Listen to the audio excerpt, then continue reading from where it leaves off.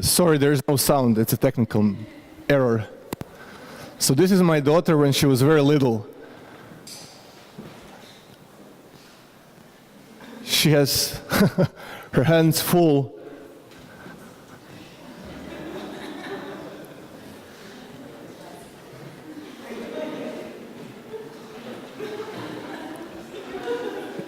It's a problem when you have too much in life. So basically, the point of this video is to say that we all have way too much stuff.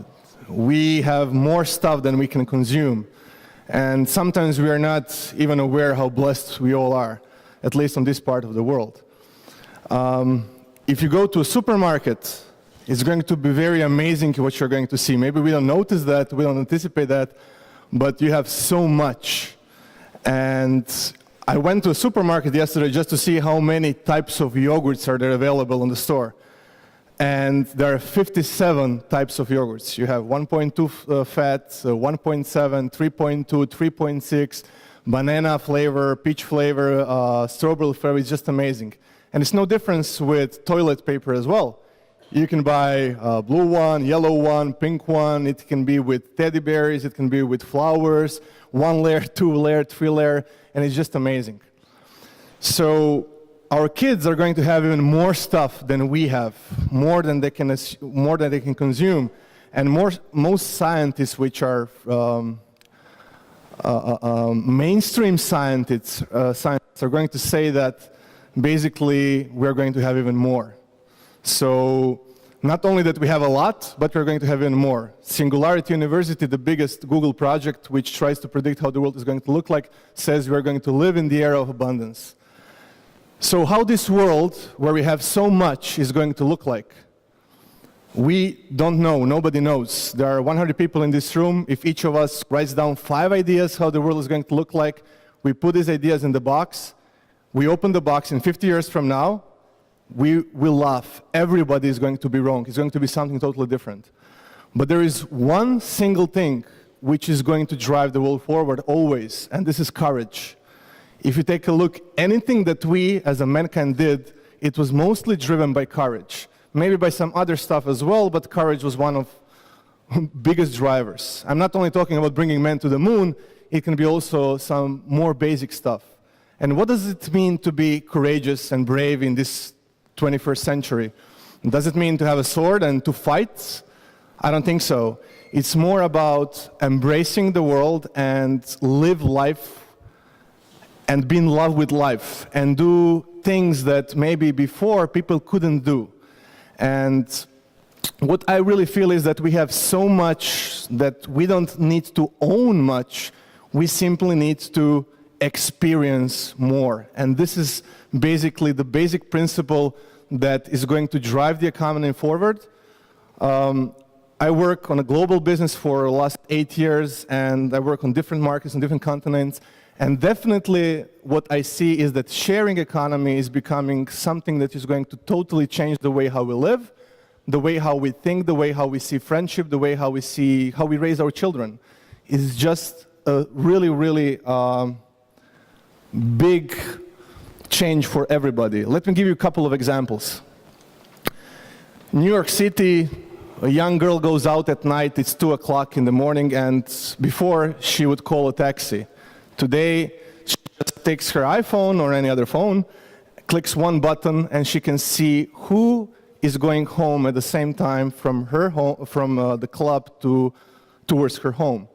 And this company, which did that, basically gave a big headache to New York taxi service, because now people drive all over New York and other cities in the world as well, just by simply having an iPhone and driving with people who are not professional drivers. If I go to a gym, you can drive with me and I earn some extra money, and at the same time, you also save money because you don't pay a taxi, but you pay me a little bit less. And this is good for the environment, this is good for everybody. It's something which we call win-win-win. Something like this wouldn't be possible only 10 years ago. Why? Because technology is always what brings people from one stage to the other. Not only courage, it has to be technology as well. Printing machine, electricity, iron, All this was something that drove people from one point to the other. And because of technology, because of the reviews that you can see, a young girl is going to sit in a cab, two men she doesn't know, to save money, and nothing ever happened in big New York. Why? Because she knows these guys are on Facebook, they are on Twitter, they are real people, and she can very easily on her iPhone check who these people are, and she has trust. Another example of sharing economy are numerous sites where if you have a pet, you have a dog, you can find online people who are going to look for your dog while you're away. And this is amazing. You don't have to put your dog to a hotel for dogs, because most likely in these hotels for dogs, they're not going to be taken care of really well. And like this, you find people who are very passionate about dogs. Maybe you're going to find somebody who likes a dog like this because they used to have a dog like this, and when they accept this dog to their home, they're going to be full of love for your dog. And you have people who now do something like this. They take care of other people's dogs. And when these people are away, then maybe you are going to take care of their dog. So it's about sharing as well. Brilliant idea which started on LA airport. Everybody in LA drives cars. You don't go anywhere without a car. So basically there are so many cars and parking is very expensive. So you go to Europe for 2 weeks, you have to pay for the parking lot, which is really expensive. So two young guys come and say, that doesn't make any sense. When you bring a car to a parking lot at the airport, we are going to give you money. Not that you're going to give us money, we're going to give you money, we're going to wash your car, and while you are away, we are going to try to rent your car as a car rental to other people who come to LA and they need a car. If they go to a car rental company, they're going to pay more. But if they rent a car from you, it's going to be cheaper. So you earn money, it's very convenient for you, you don't have to pay for your car to be there, it's going to be washed, and at the same time, somebody who came to LA is going to have an opportunity to drive your car while you're away, and it's good for the environment, it's good for this guy, it's good for you as well.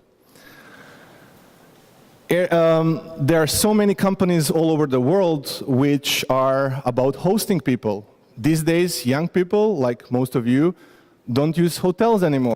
If you travel, if you go to Barcelona, if you go to London, you find people online who rent their apartment, their place. Sometimes you stay there while they are in their apartment. Sometimes they move out. But the principle is that these guys are going to host you. Not only that you're going to save money on the hotels, but also you're going to experience to live like a local, which is beautiful. So this is also something which totally changes the way how we travel. We travel more often. We travel more authentic because we can live like these guys who live locally, and at the same time, we also save money.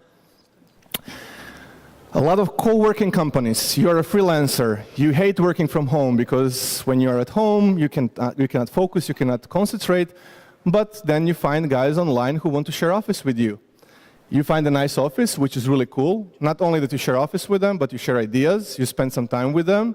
Maybe you're going to come up with a brilliant idea, and actually some of the ideas that I'm talking about today were the result of the brainstormings that happened in offices that are shared like this one.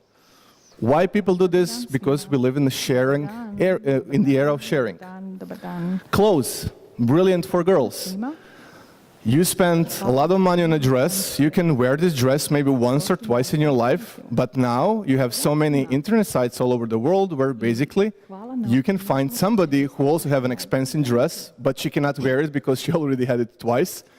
You have the same problem, you find this other partner, exchange partner, you take her dress and she takes your dress. Everybody's happy.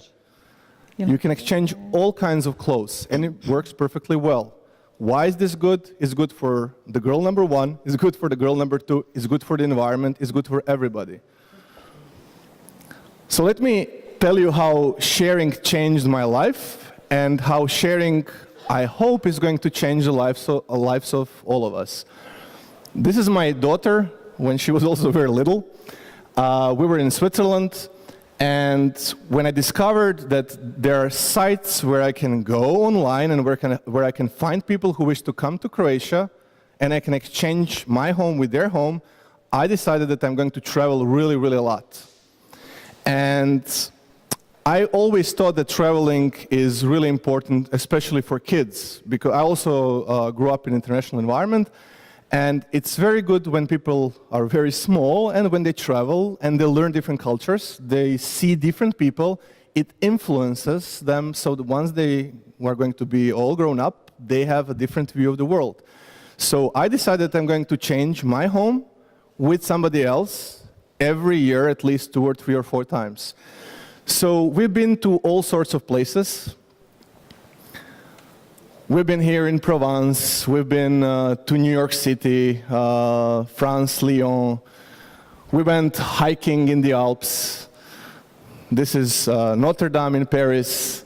And as you can see, my daughter was really happy. And there is no way that I could have paid for all this accommodation for her. It was just too expensive, but because we exchanged homes, we could travel for free. And it was very cool. And now my daughter, who is only 6 years old, is extremely smart and bright. And one of the reasons why she sees the world differently because she experienced so much. I experienced literally what she experienced at the age of 6. Maybe I experienced this when I was 20 or maybe 22. She visited 40 countries, and I visited 40 countries, I think, when I was 22.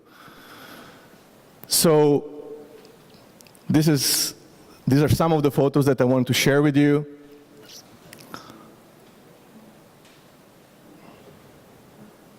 So what is the moral of this entire story?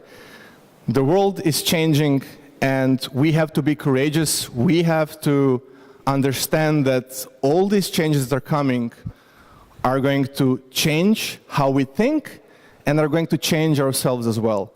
One thing that needs to be changed always is the way how we perceive the world. We are full of blocks in our brain. Sometimes we say, I don't want to share this with somebody. I don't want to let a stranger in my home.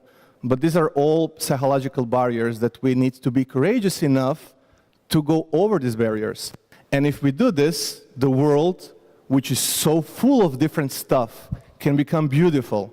And we can live healthy. We can live fulfilled emotionally and intellectually. We just have to overcome psychological barriers. And just like Eliza, we have to be very open and curious, and we have to look behind the door, and we have to say to ourselves, there is so much in this world. If we are open to sharing, all of us are going to have much better life. Thank you very much.